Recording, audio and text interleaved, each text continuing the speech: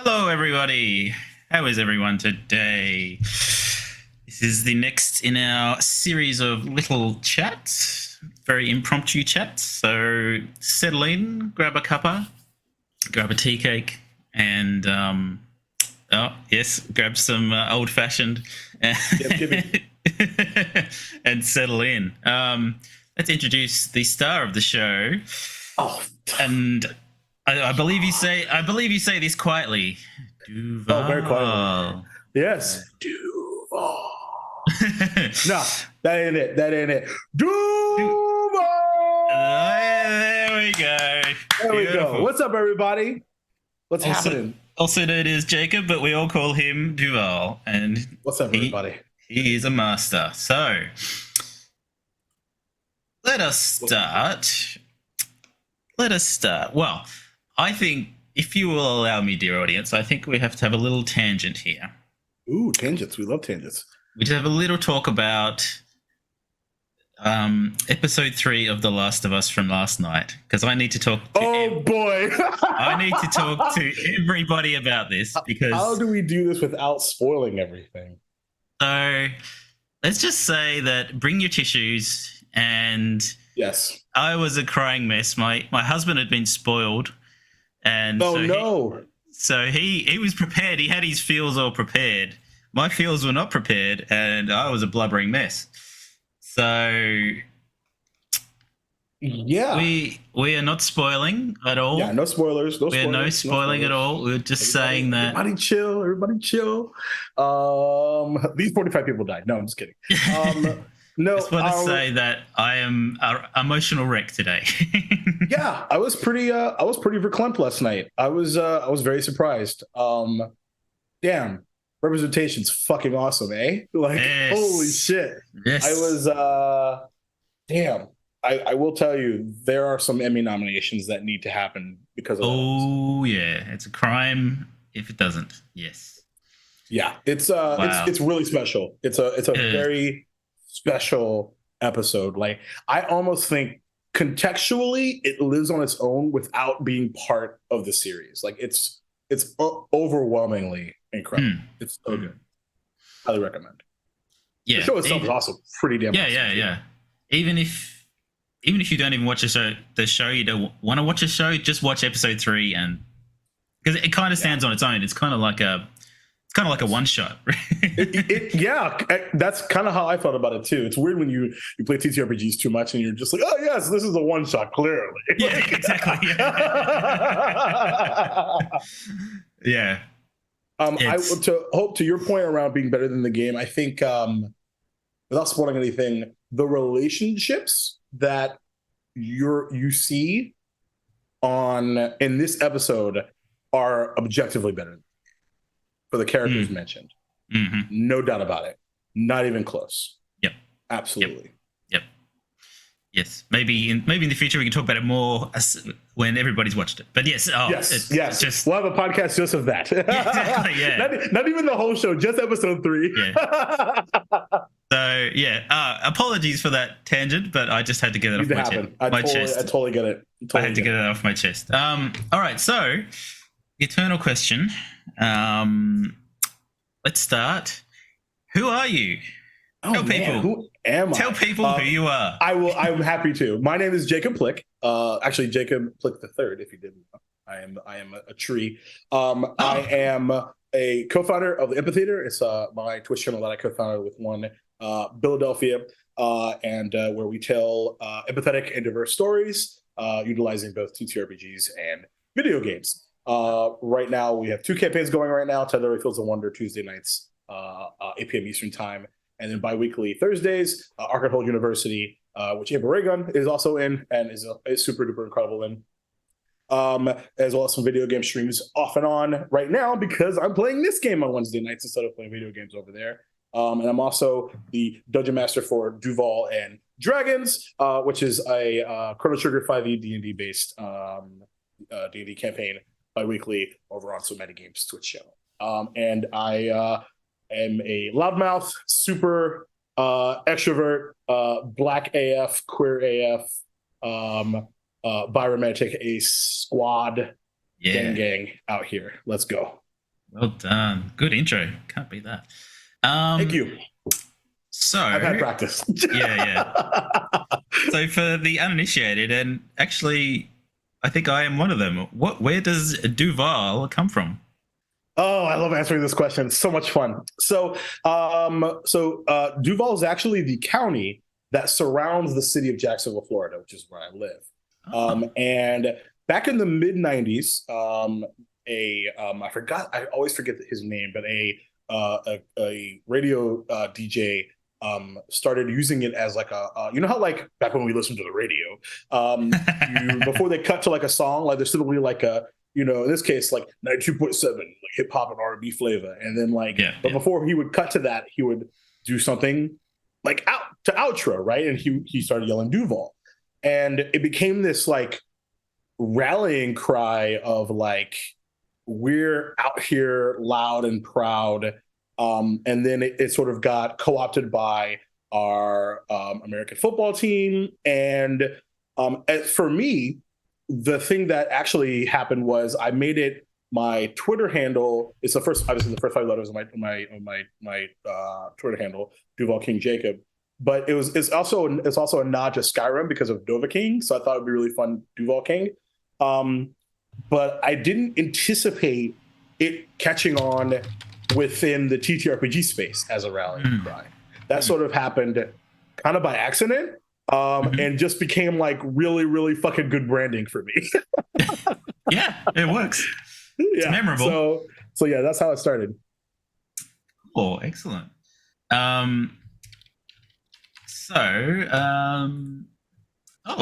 have a question. Ooh, questions. Is this your actual little sis? So I'm going to ask you this as your little sis. What? D&D Jordan Lee. Oh, I didn't even see. I wasn't looking. Yeah. So what was the question?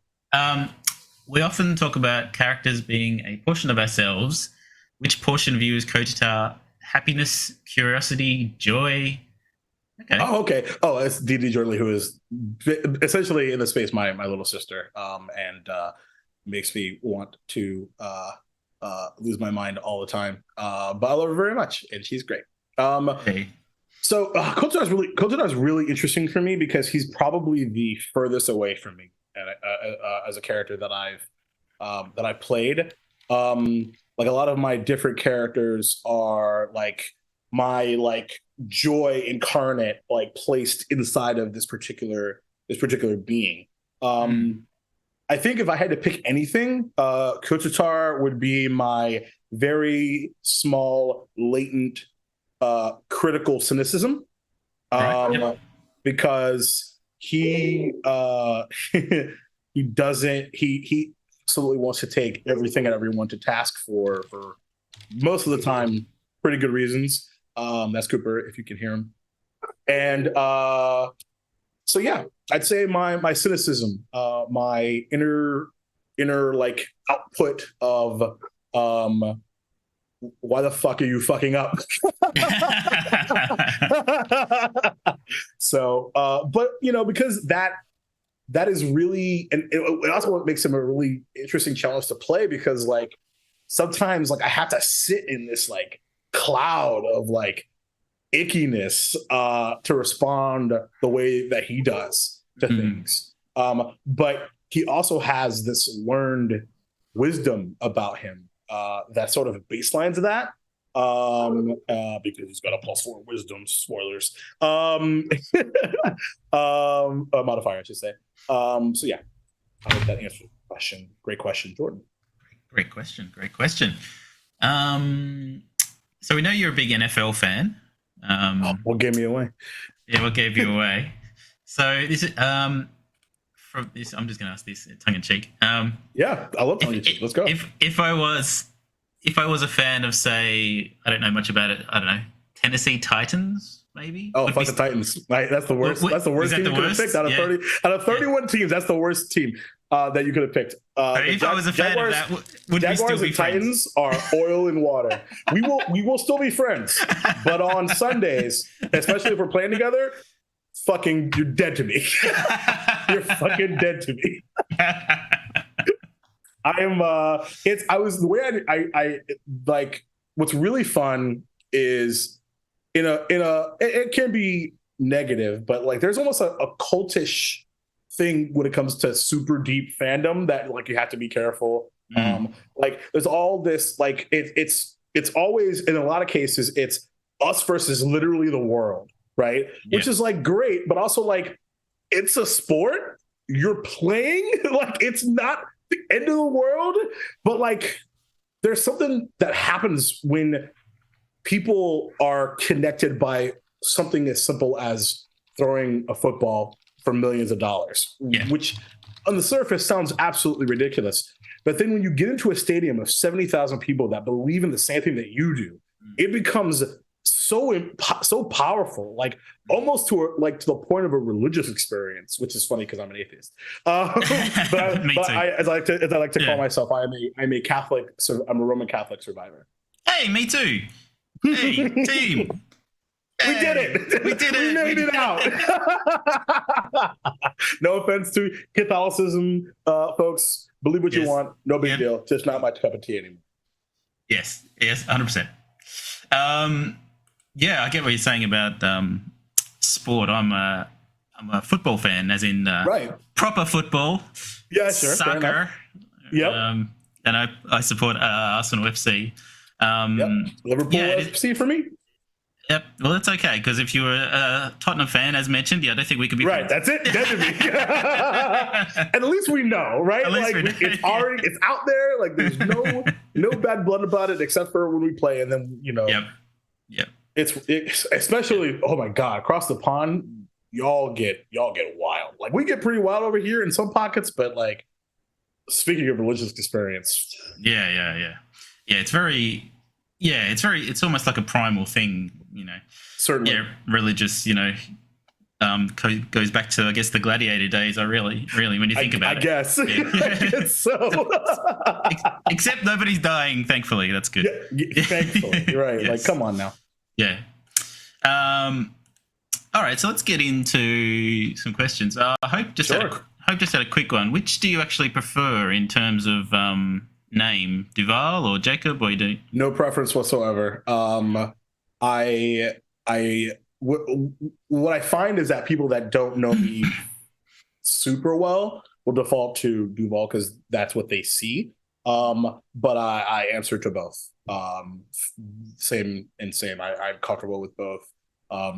In my mind, like I know a lot of people will are very screen name only or whatever, unless you know them in real life or something like that, which I totally understand, like comfort and all that stuff. But I'm like, you can look up like pretty much anything about anybody these days. Like there's not really much to hide. Yeah. And so I'd rather just be out there and have that sort of modicum of faux control because Google and Walmart and Amazon know everything about us anyway. Yes, we all live in Skynet. I accept our robot overlord. Overlord. Except for fuck that robot dog though. That's just scary as fuck. Oh man, I don't scare easy. Yeah. That is the only thing on the planet that I'm terrified of. Yes. Like I literally want to go to what do they call Boston Dynamics? I just want to knock on the door and just be like, stop, just stop, please, for the love of fuck, stop. Yes, please do. Anyway, I digress. So some more questions from the audience. Daniel wants to know, in terms of planar shenanigans, does Kotita dislike planar travel? He doesn't mind it. It's with a lot of how he feels about things, he understands the means to an end. And so it's a very logical piece. Like, what's the alternative? You either you don't do it, or it takes an inordinate amount of time. So it doesn't bother him at all, really. Yeah. Cool. Next one from Hope. Hey Hope. Is there anything we can know about Kotita's life in Limbo, or is that too spoilery? Oh man, what an interesting way to word that. I think a lot of it is about to come out. So I think based off of what I believe to be happening next episode, I think we're going to probably get into a lot of that. Pretty much, and some of the things in sort of how he has expressed himself is a roundabout, like based off of like where he's from. Like, for example, and this isn't spoilery, how David and oh my god, I'm drawing a brain fart on Nira, right? April's character's name? Yeah, Nira, yeah. Reacted. Makes a lot of sense to him.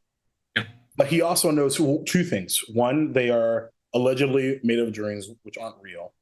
And he's from a realm where, in many cases, what you think becomes reality. So it's a really like interesting like kind of cancellation of like they either are real or they aren't. But that doesn't matter because they made choices. Yeah. Good, bad, or indifferent. And in his mind, cool, here's the knife, kid. Do, YOLO. Yeah. Because we've got bigger fish to fry than to worry about this ship anyway. Yep. Love it. So, Lee, I hope you feel better soon, Lee. Yeah. Yes. Love me some Lee. What a lovely gent. A lovely question. What do you think has brought us as players who don't really know one another, some exceptions, into such a loving, cohesive team from right out of the gate? Aww. Facts on facts, and very true. I think I've often said that like TTRPGs and collaborative storytelling is like this like weird secret code to really deep friendships. Like I can tell like that a friendship that I've had for, and I'm really fortunate in my local friend group that a lot of us have known each other for, I'm 36. A lot of us have known each other for 10, 12, 15 years consecutively, and like ride or dies. And it is that same level of friendship that I find with people in the TTRPG space that I've only known for a year or two. And it's because we all bought into the same level of vulnerability and the love of collaborative storytelling. And that I think is the baseline for that makes a good table an incredible table. And I remember so vividly during our session 0, because I was just like, oh shit, like we have something here.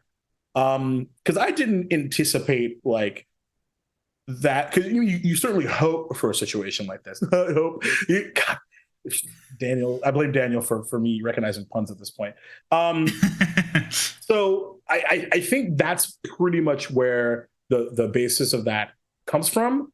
And what's really adorable about it is we're all reacting to it in the same way. We're all like, oh shit, like I love these fucking people and I've known them for a month. Yeah, exactly. Yeah. it is weird. So it doesn't surprise me at all. There's been, some previous knowings, I knew Hope and Lee, but I'd only played with them. I played with Lee once. I played with Hope like twice, and didn't know anybody else. It was just random. It's like the universe is telling us, he's giving us messages, people. Yeah. I've known April for about a year and some change now, I think. And really? She was in a campaign of mine called on the Amphitheater called Eulilia 5e, a Red Wall story. And she was outstanding. Like we had this, in case it's on our YouTube channel, so you should go watch it. Mm-hmm. We had one of the most emotional, incredible one-on-one RP scenes that I've ever had at a table. Like it was so powerful and so special. And she brought the damn house down. She is super talented. And she's the reason why I'm here. That's absolutely mad, because you and April are like, it's kind of like you've you grew up together. It's like the I know it's a little weird. Jordan and I are the same way too. The bond you guys have is just yeah. Maybe as you say, maybe it's that thing of TTRPGs bringing us together, making us vulnerable, and from an evolutionary perspective, talking similar to like talking around the campfire, really, and getting to know people, being vulnerable. And also the thing that we don't quite quantify is it's not only that. Think about the amount of hours consecutively that we're spending time together on top of that, right? Yeah. Like when you're, let's say, so 3 hour, let's say it's in this case, let's say it's a 2 hour session, which is what 2 hours is, right? You're at a bar for 2 hours. You're not talking to the same people consecutively at a bar for 2 hours. You're typically hopping around, or maybe you're going to the dance floor, or like we are locking into whatever story we're telling together. Yeah. It's pretty wild to think about. It's very wild. Yes. Very, very wild. All right, let's get into some other questiones.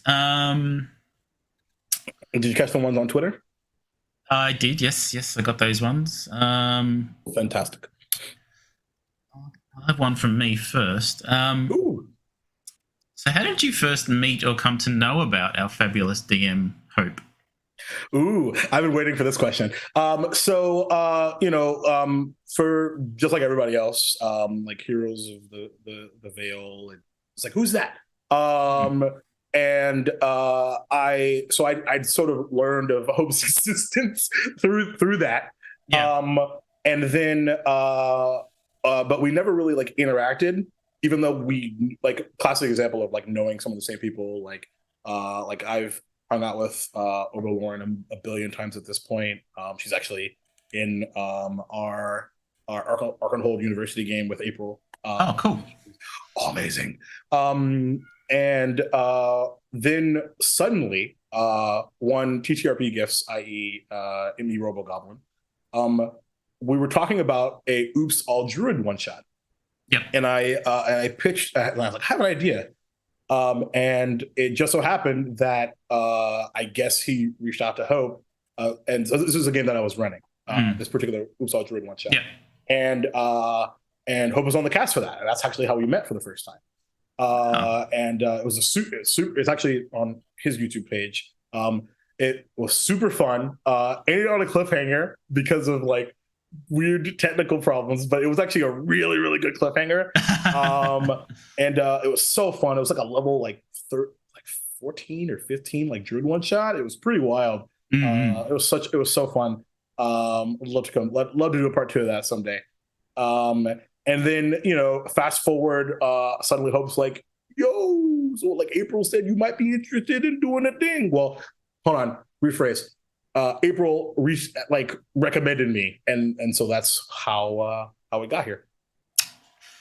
Excellent, good story. Let's go to Fallen Angel Ridian's questions. She always has fantastic questions. I think did we possibly get a little bit into this? Yeah. How did you get into TTRPGs? Like, how did you start? Sure. So after a bit of a false start back in 8th grade, and that was about 1999, 2000, I was very much in that Pokemon, Yu-Gi-Oh, Magic the Gathering crowd, and like dipped my toe into some TTRPG. And I don't remember if it was just like a bad DM or something, but it was like very like non-memorable. Yeah. But we ended up playing this like slightly LARP version of Werewolf the Apocalypse that I was like head over heels about for like a year, and some change. And then we all went to high school and everybody stopped talking to each other, which is unfortunate.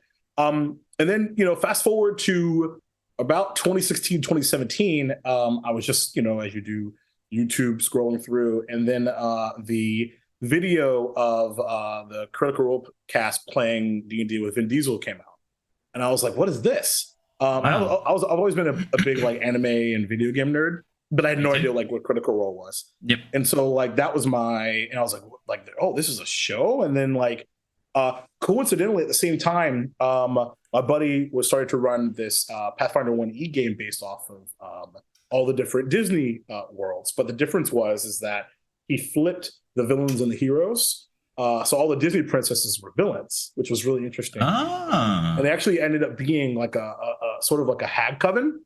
Yeah. And either, depending on if we killed them or they survived or whatever, they all eventually like sacrificed themselves to raise Maleficent. And so imagine as a Disney fan, you're like near the like you're in like the final dungeon and stuff like that. And then they're like the GM, who's one of my best friends, is describing like, you know, their bodies like sacrificing into this like coffin or whatever. And then I shot up out of my seat and I went, "You guys, we're gonna fight a fucking dragon." Oh my god!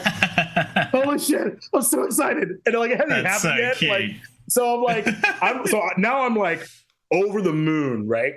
I'll put it this way: this was a 6-hour session. We fought for I think 5 of those hours, and it ends. I was playing this dual wielding fighter who had these like flame tongue kukris, and our barbarian fastball special, if you're a X-Men fan, Colossus. Yes, Colossus Wolverine tosses me up, and I flip up, and I slam them into Dragon Maleficent to finish the campaign. It's like I was so excited that I literally punched the table, and it like reverberated. I almost broke the fucking thing in half. Fun fact: the same night as that, because I was like, well, I can't sleep. It's literally the same night as the if you're a Critical Role fan, the Vecna fight, episode 114 of campaign 1. So then I just went home and watched the second half of the Vecna fight. And then so needless to say, as you can probably tell, I was fucking hooked. But the problem is that my friend, who had been running 2 campaigns at once, weekly for the past year and some change, was like, I need a break. And I was just like, but like I need it. And he's like, well, why don't you run the game? And I'm like, I don't know, I can't. Fast forward about 3 months, I was running 3 games. Wow. D&D 5e, I was hooked. That was the beginning, man. Whoa, cool. That's a good story. All right, next question. What came first, the class/race or the backstory for Kotatar? Oh, great question. So, Kotatar actually started under a different name, as a Gith Yankee Circle Stars Druid and a Curse of Strahd campaign that lasted for 4 sessions. And so he kind of just been like sitting in mothballs. And in the meantime, we started our Tardori campaign, and I started a Harengon Wildfire Druid. And I was just like, let me not do a back-to-back druids, because essentially I'm playing a druid on Tuesday and playing a druid on Wednesday. But I had this. I'd been keeping an eye on, because I actually hadn't played a ranger at all before, and I'd been sitting on Horizon Walker for a while. And then when Hope was talking about like portals, and I was just like, fucking done. Gang, I know exactly what we're going to do. So the character concept was what started first, and then the class was, you know, really like one of the last things. Personality wise, it was pretty close to the same. And I'm sure we'll get into some of the particulars, but around like the whys and the whats. Yep. Good answer. So we'll go to the Twitch chat for a bit, then we'll go back to the Twitter questions. Dan the Man asks, have you ever got to the point of running too many games each week? He says yes. He did 6 games a week and he had to reel it back. I can't imagine doing 6 games. Running? Good Lord, that's too many. 3 and 4 were too many. So at one point I was running my bi-weekly Duval Damien game.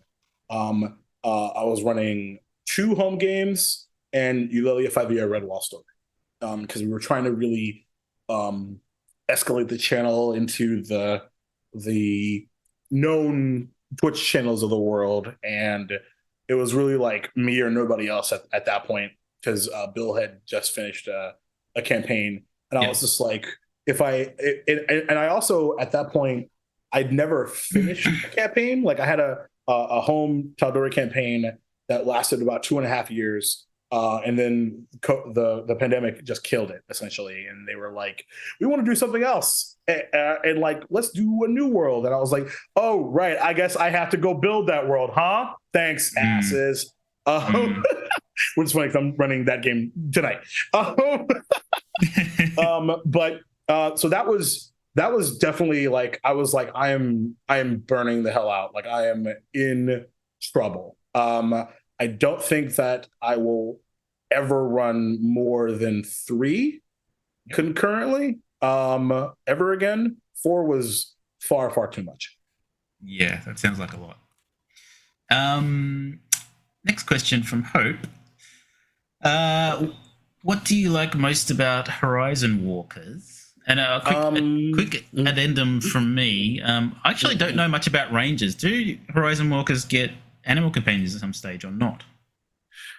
So typically because for example, like Beastmasters get animal companions typically. Horizon Walker Rangers I don't believe do. Okay. Which is fine because I don't think that it would fit with him anyway. But no, I do really like it. It's not quite as damage dealing as much as I thought, but I really am enjoying the kind of take my time, sit back and fire away while everybody else like Dan the Man goes to town. So like backing him up, and it also kind of fits his personality better than as a Circle of Stars druid, because he can kind of do this sort of like battlefield management and like be really strategic, which has been really fun and something that's really new for me, because I'm a Chaos Goblin like April is typically. I'm just like, I shoot and fire, I love rolling natural ones, like I like blowing shit up. So yeah, there's a lot of like certainly flavor to them. Like, so I'll give a super shout out to Hope on this. She, I think, made that his longbow of warning such an attachment to him as a character in a way that I did not anticipate, because like it's just a really cool like weapon, but she made it, the way that she described things made it so important, and in a way like added value to him to the rest of the party. Not that he needed it anymore because he's pretty fucking talented. Yeah. But in a way it made him even more special, and so it was really cool. So Thank you, Hope. Yes, thank you, Hope. All right, back to the Twitter. Goblins are amazing too. Yeah. Yes. Twitter question. Which character does Koitata feel the closest to in the group? This might come as a surprise to people, because there is how he outwardly shows his caring. The person that he internally is closest to is David. Oh, okay. And now something that happened sort of in our kind of session 0E was we had a bit of a shopping episode. Something that hasn't come up quite yet. It's not super spoilery because it's just like a thing.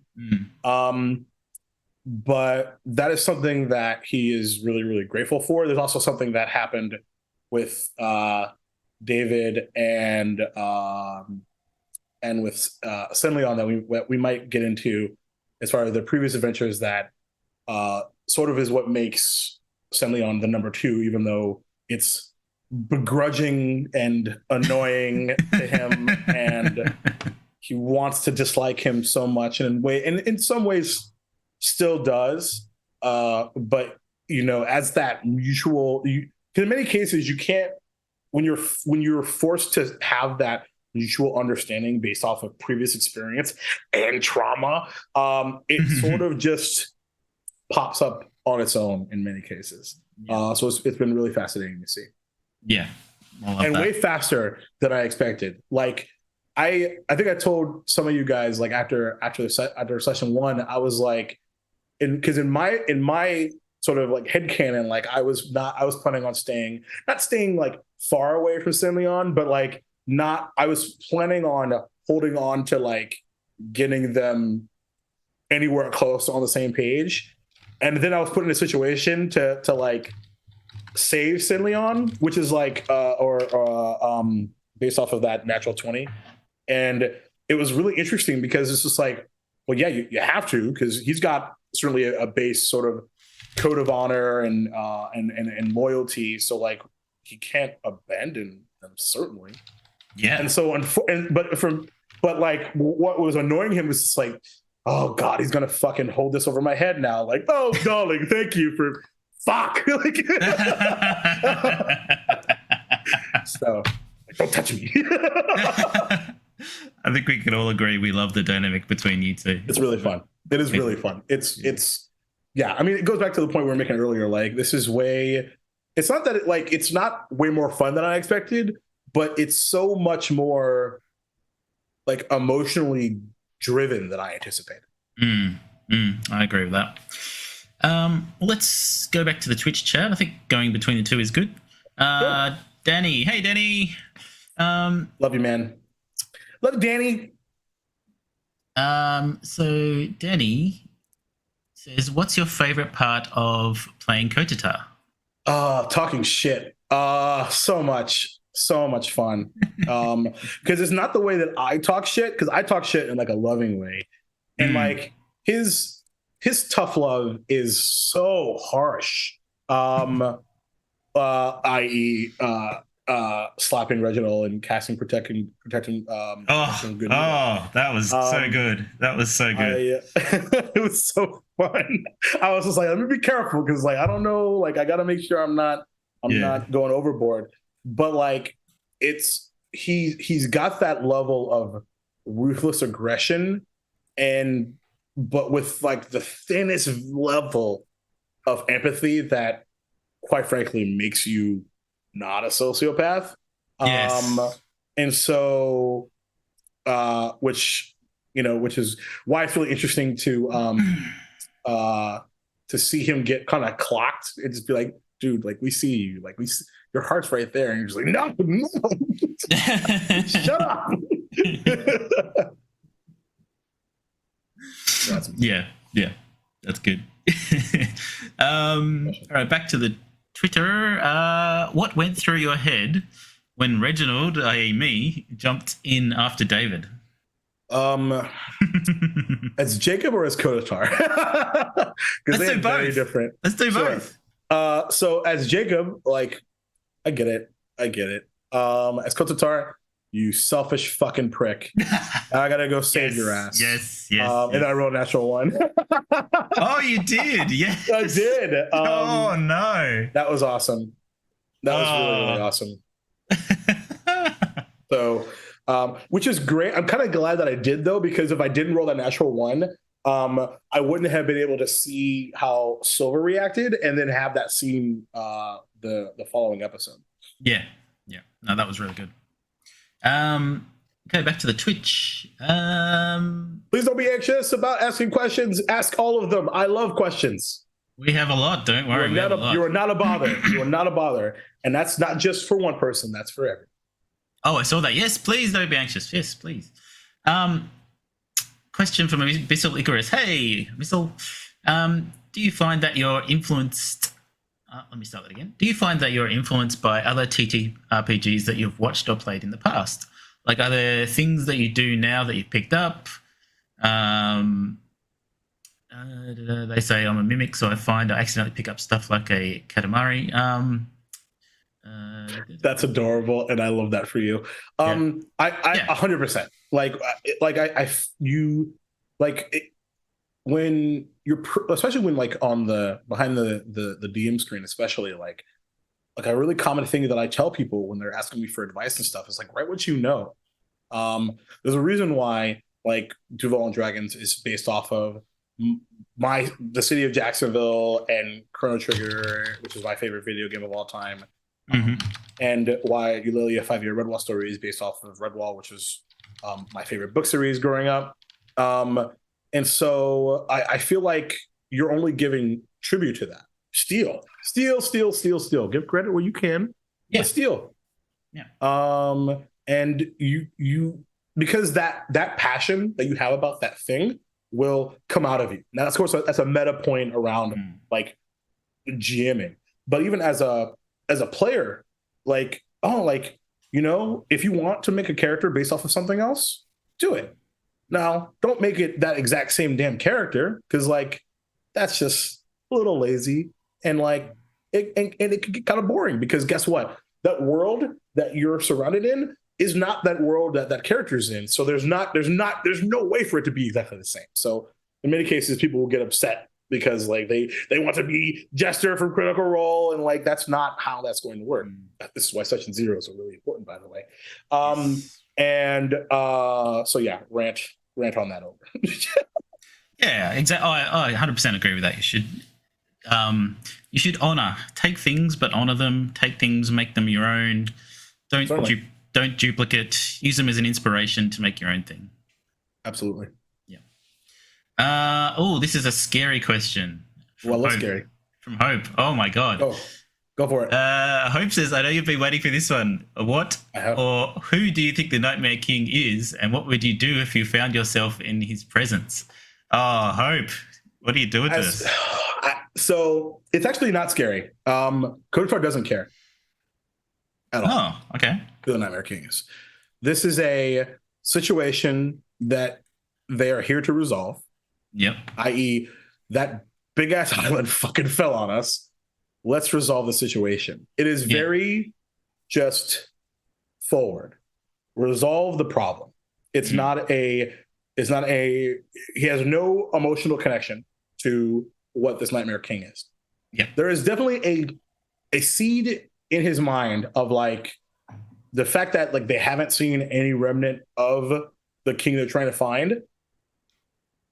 That like, well, maybe they're just like the same thing. But then, okay, cool. Then I'm gonna fucking shoot it, and then I'm gonna go to the queen and be like, "Your husband sucked. Can you let's go now fix this problem?"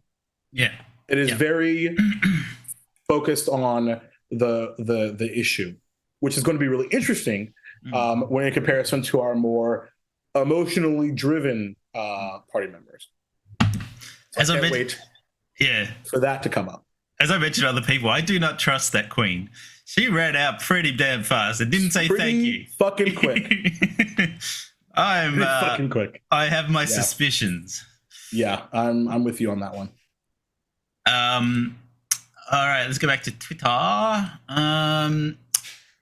What made KOTOR leave his home and become an adventurer, if that is not a spoiler? I will tease you, because that is a spoiler. Teasing. I will tease you and say paranoia. Massive paranoia. That's all you get. I like it. I like little teasers. Nightmare King, we kind of answered that one. I'll give you another hint. He's mentioned something about what he super duper hates, and maybe that has something to do with it. Ooh, teasy. This is an interesting. Well, I've asked how he feels. Oh, yes. So the question is, how does he feel about the Nightmare King, which you've answered. But and they say, especially after the king killed the dream pirates by conjuring up storms. I don't think we should assume that the king did that. The tornado did that. The tornado did that, but the assumption, like, so the question, right, is like, what's the source of the tornado, right? Yeah, exactly. And then, like, are these dreams manipulated by something? Is it the Nightmare King? I mean, sure, by like, names and titles makes a lot of sense, yeah. But he's not making assumptions. But also, that's not. So I think like the difference between like say Nira and David, who are emotionally compromised by by what happened. He's not at all. And he's probably going to tell them to, ironically, wake the fuck up and let's fucking focus. Yeah. Hell yeah. Now I'm pumped. Drama. There's another question that would be a spoiler, so we're going to skip that. Question 8 from Fallen Angel. What are your memorable moments so far? Saving San Leon, absolutely. Slapping Reginald, 100%. I really liked the puzzle solve. I hate puzzles. I fucking hate puzzles. But that was fun. I had a good time with that one. I really enjoyed. I forgot the name of the little one, and especially Hope's voice of the small wee one. Really quite enjoyed that. Oh yes. That was super cute. Really had a lot of fun with the tentacle fight. I thought we got to see a lot of what makes people tick combat wise. I'm definitely ready for another one. I'm ready to throw down, which is funny because I am running out of spell slots. Oh no, we just we're resting. We're resting. Hopefully. Yeah. We haven't long rested yet though. So no, good point. Yeah, and the fact that we're starting off there does not bode well. Depending on what happens, right? So I've certainly not thought about that all week or anything. No, not at all. Let's see what else. Everything April does with Nira is iconic. And I really enjoyed the ping pong between talking with San Leon and talking with Silva. It was a lot more impactful than I thought it was going to be. Not that I had like I didn't walk into either of those conversations with I don't know if expectations is the right word. It was just like I do know that I need to, because like my default, and something I didn't want to do with Kotatar is like my default is party face or glue. I didn't want to do either of those things with him, but there were two specific ways that they reacted that he absolutely attached to, which you talked about, which was loss / trauma and anger, which he knows a lot about. So it was beautiful. I'm really proud of that one. Put that one in the Emmy nominations, baby. What really amazes me about this group and why I'm so happy is that really we haven't done a lot of combat at all. Very, very little when you think about it. Yeah. And the fact that we can connect so much without combat, basically just doing improv, basically, I think says a lot. And yeah, for me anyway.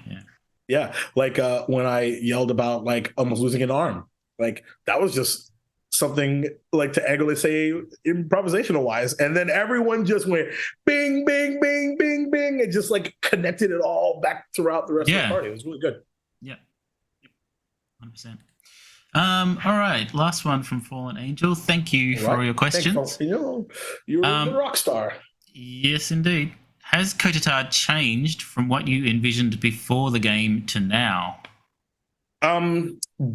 Starting off, yes, because he definitely showed a lot more outward caring via actions than I anticipated happening.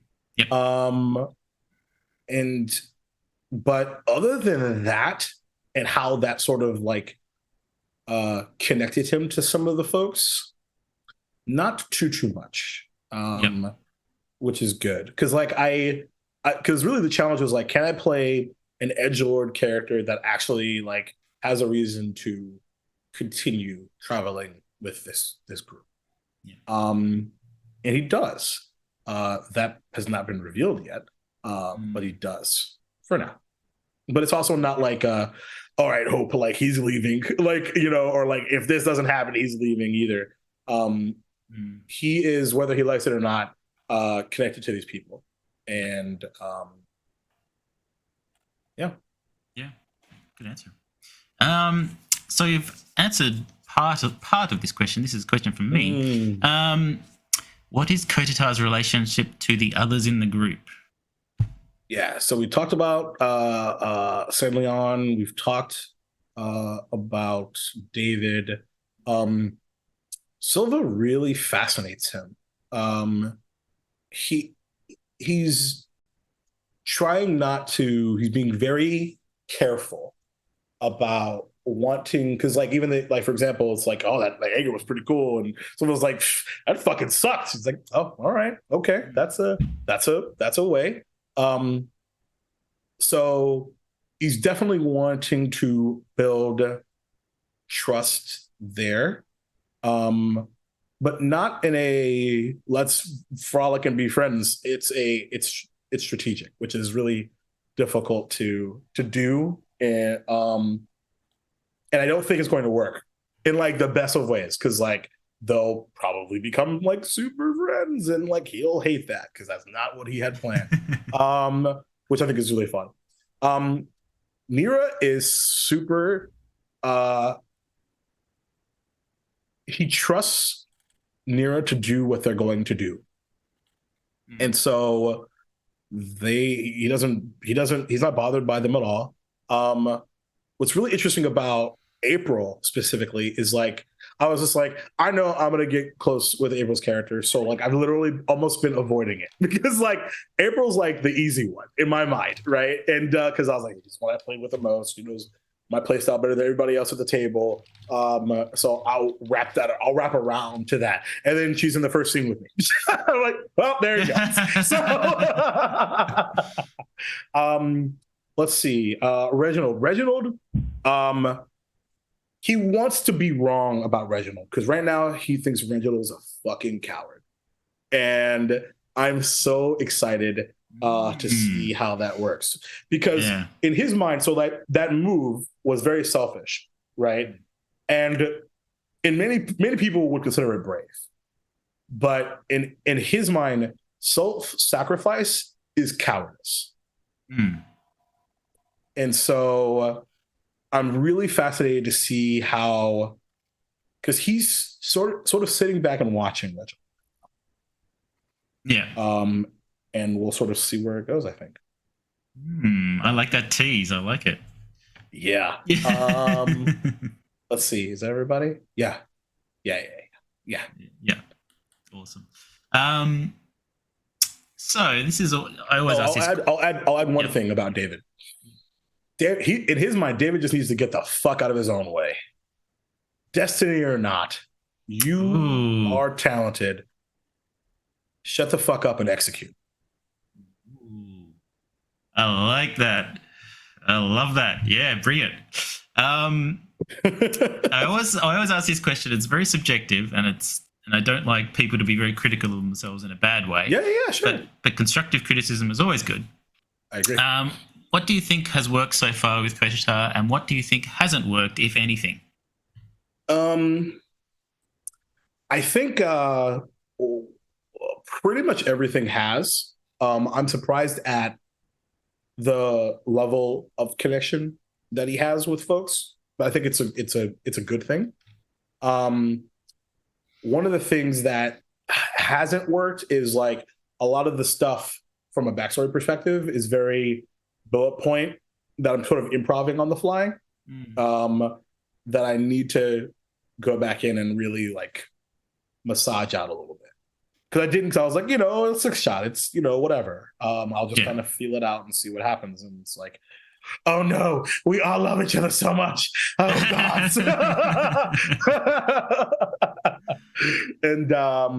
And I think we'll see how that manifests tomorrow, I think, or Wednesday, I should say, because I got some shit to send home. Excellent. Let's go back to the Twitch chat previous. Sure. Fallen Angel asks again. Hello again. Hello there. What makes Kotita think that self-sacrifice is cowardice? Oh boy. Some of this is backstory related. I was going to say this could be spoilery. Some of this is backstory related, but based off of something that's happened to him in his past. There's always another solution. It may not be the most convenient.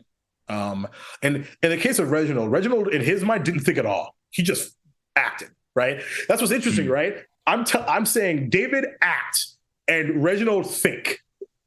It's so fascinating to me. It's so literally the opposite. Right. Oh, no, 100%. Everyone's a hypocrite. Everybody's a fucking hypocrite. And so it's because because here's the thing, especially as like when you play TTRPGs, like in many cases the default is chaos, right? Yeah. And so of course as a player you're like, fuck it, I'm gonna jump in the thing, right? I'm gonna open the treasure chest without checking for traps, like that kind of stuff, right? Yeah. And he's just like, why didn't you do that? That was a really bad decision, and stop doing that. Yeah. Good answer. So, without spoilers, what are you hoping to happen in the remaining episodes? In general, and also for Kotita. Sure.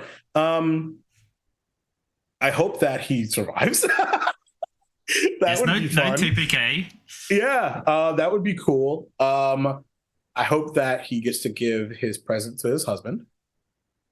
Yes. I would love that as like a pin for our little story. No TPK. Well, thanks, Hope. No promises, right? No one expects the TPK Inquisition. I'm hoping that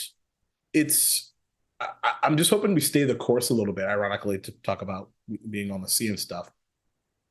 And it's just like we're just continuing to gel so well. Like it's almost to the point where this sounds a little critical, but it's not.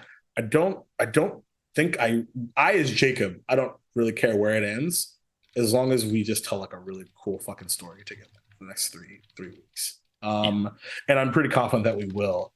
And then I don't want it to end on a bow.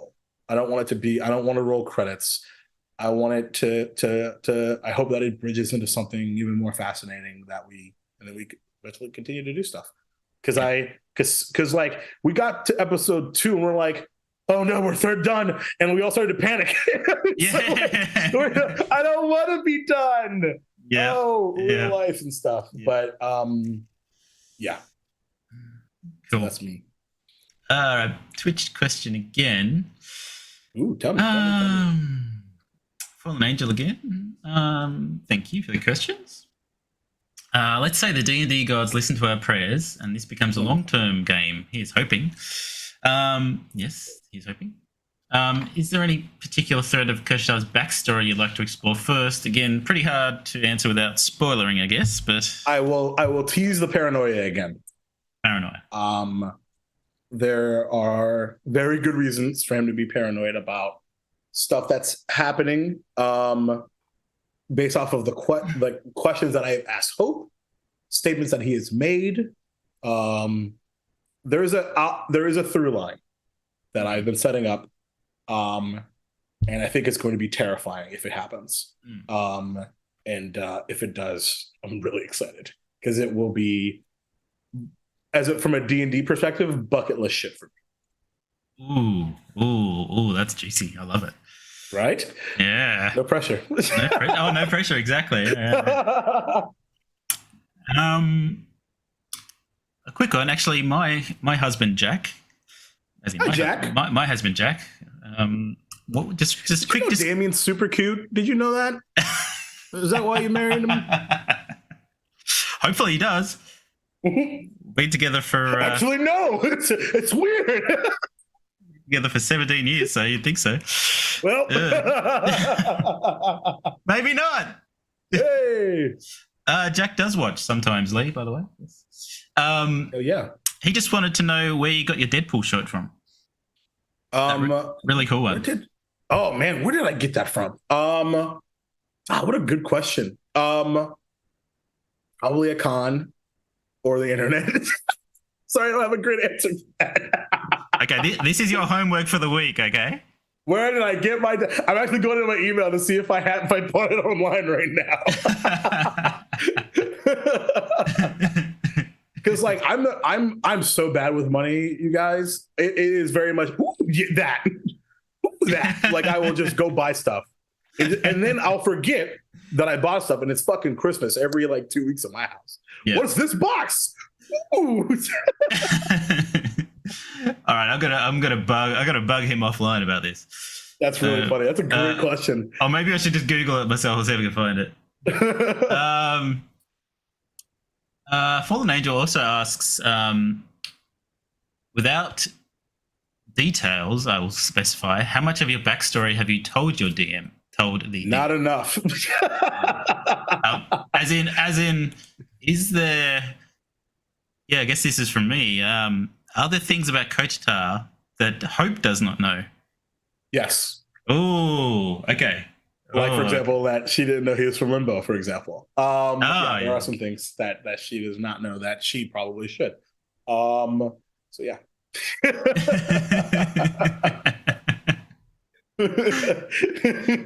I will. It'll probably be like late tonight. It's nothing like groundbreaking, but it would provide additional color and more daggers for you to stab him with. Yeah, I'll put it that way. Okay. All right, everybody watching. I think we're through the questions. If anyone has any more questions, come on now. I want mine to be the longest episode. All right, we'll sit here for another 3 hours. I know, right? Like, why did we do that? Oh, well, we do have a question. Yes. Polished cryptid. Has there been a time when your character caught you completely off guard with the choices they made? Yes. When I walked up and slapped Reginald. Yeah. Because I was absolutely. Because, like, I want you to go back and watch my facial. Because here's the thing. Unless I'm GMing, which I have a very practiced, like, DM poker face, I typically don't, like, everything that's up here, like, comes across. So I'm just like, I think I gotta go pop in one. Oh fuck! Like I think I gotta. Hold on, I need to talk to Damien. I need to talk. Hey Damien, I have a really important question. Can I fucking pop you? Yeah. Okay. Cool. And I had my like if you're like, oh, I don't know about that, like I had my way out, like and stuff like that. But I was just like, oh wow, like this is like. I can think of only one other time in any TTRPG that I've played that I've been that aggressive. Which is funny because I cast a really good spell. So there was a means to an end for it, for sure. But yeah, that was like, it was such a fucking like physical reaction before I even said anything. Like I was just like, oh shit, okay, here we go. Yeah, that was really cool. That was cool. Oh man, we're getting all these questions in. This might be the longest episode, everyone. Let's go. Lee always asks fantastic. I called everybody out. That's why. Yeah, Lee always asks great questions. If we were to, as a party, explore your past and your personal quest, who do you think is best and worst equipped to handle it? David, both. David, strategically and utility-wise, emotionally, he's in trouble. Okay. I like that. That's, yeah. Juicy. Okay. Oh, yeah. Oh, Hope. Now, I hope this is mean for you to ask this. I love it. Let's go. Would Kotatar die to save any of these characters? Are you foreshadowing, Hope? Yes, he would, You would? Aw. but not in a self-sacrificial way. Oh. Because then he would be even more of a hypocrite, wouldn't he? Hmm. But yeah, he would. Okay. Okay. He would. Okay. I'm very intrigued about this. And honestly, all of them. Aw. For different reasons. Yes. I like this. All right. These are really good questions. yeah. I think we're done with the questions, so I will just ask my usual one, and then give people a little bit of time. Do you have anything to plug, good sir? Oh my God! No, we aren't. Lee is like, we're not done. Excuse me. So I'll give folks a second before I start plugging away. That's really funny.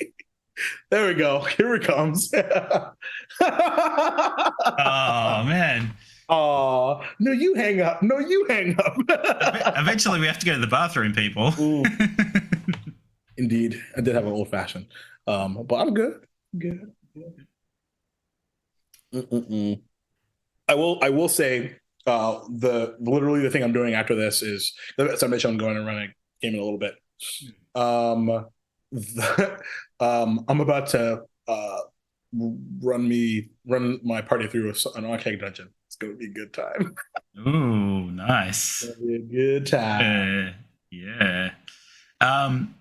Excuse me. So yeah, was there anything you wanted to plug? Well, we just I pack a lunch because here it comes. So as I mentioned before, co-founder of the Empatheater, which is our Twitch channel, where we tell diverse and empathetic stories, and via TTRPG and video games, and Lee, bring it. And typically Tuesdays on Tandori Fields of Wonder, where I play Son of Mungaris. He's a Paragon Wildfire Druid with big ass family, and it's emotional damage and it's beautiful. 8 p.m. Eastern time over there. Thursdays, Wednesdays, obviously, you can find me. It's right fucking here. Otherwise, what are you doing here? Thursdays, either bi-weekly. This particular week that you're seeing this is an Outcast and Outclass week. That's our Children of the Thousands Pathfinder 2e campaign where I play Hideaki in Kolta. He's a Empty Sky Kasene summoner. He's got a dragon named Overnoza, and you don't. Dragons are awesome. So that's really getting to the end game of the first book of that adventure. That's at 8 p.m. Eastern time over at twitch.tv/Waffles Made of Syrup. And then the opposite Thursday, Arkansas University, which has our mutual friends of Ola Lauren and April Reagan over there. That's also at 8 p.m. Eastern time on the Empatheater on that Thursday.